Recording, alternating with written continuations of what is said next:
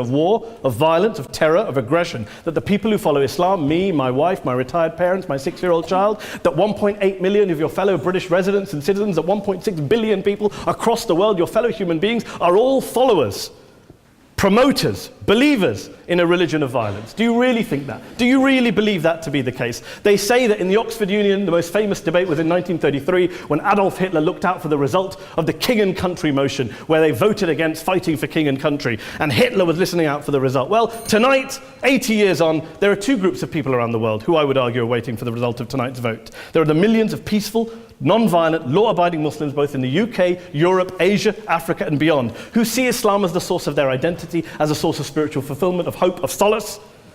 And there are the phobes, the haters, the bigots out there who want to push the clash of civilizations, who want to divide all of us into them and us and ours and their. Ladies and gentlemen, I urge you all not to fuel the arguments of the phobes and bigots. Don't legitimize their divisions. Don't legitimize their hate. Trust those Muslims who you know, who you've met, who you hear, who don't believe in violence, who do want you to hear the peaceful message of the Quran as they believe it to be taught to the majority of Muslims, the Islam of peace and compassion and mercy, the Islam of the Quran, not of Al-Qaeda. Ladies and gentlemen, I beg to propose this motion to the House. I urge you to vote yes tonight.